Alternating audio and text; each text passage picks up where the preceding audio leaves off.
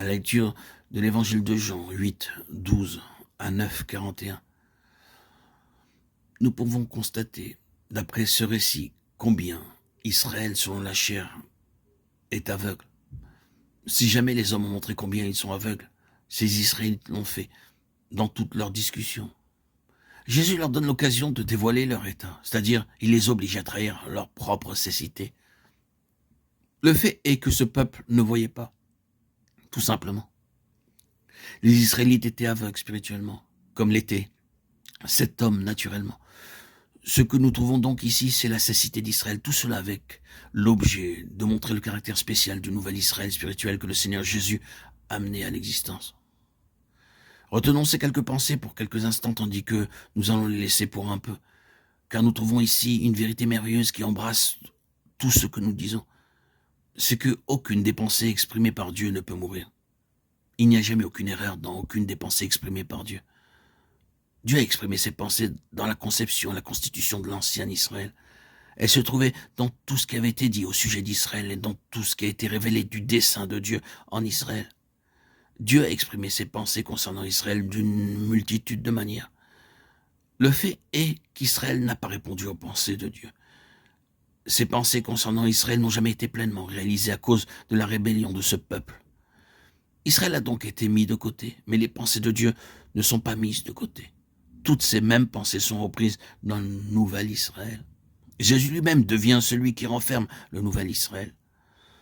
Nous nous souvenons que lorsqu'il rappela Jacob, dont le nom avait été changé en celui d'Israël, il dit à Nathanaël, « Vous verrez le ciel ouvert et les anges de Dieu montant et descendant sur le Fils de l'homme. » Jean 1, 51.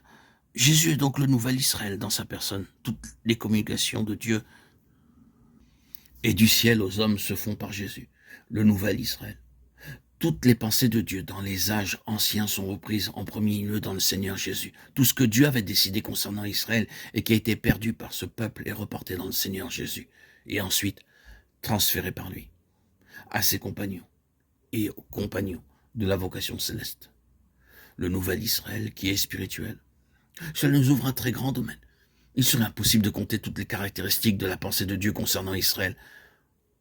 Contentons-nous simplement d'indiquer ce que nous voyons tout cela. Nous le savons, Dieu avait séparé Israël comme un peuple distinct en apparence de toutes les autres nations. Il y a quelques années avant qu'il soit rappelé par le Seigneur, j'ai connu un chrétien hébreu très distingué. Il avait l'habitude de voyager dans tout le monde et un jour, il me dit ceci. Partout où je vais, dans toutes les parties du monde, je sais toujours quand je rencontre un juif. Les Juifs peuvent avoir vécu depuis des générations, soit dans un pays, soit dans un autre. Il reste en eux quelque chose qu'ils ne perdent jamais. Je sais toujours que ce sont des Juifs, sans qu'on me le dise. Dieu a marqué Israël comme un peuple distinct de toutes les autres races.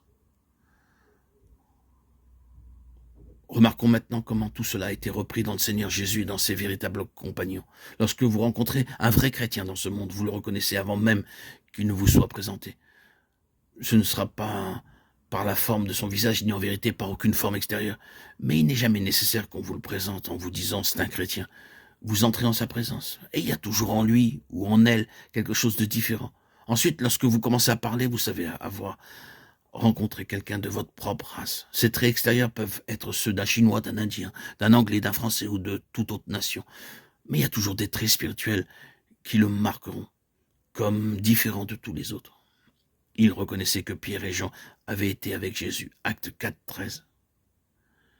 C'est une vérité, mais il nous faut garder très saintement cette vérité. Il y a beaucoup de personnes qui portent le nom de Christ et qui ne peuvent être distinguées du monde.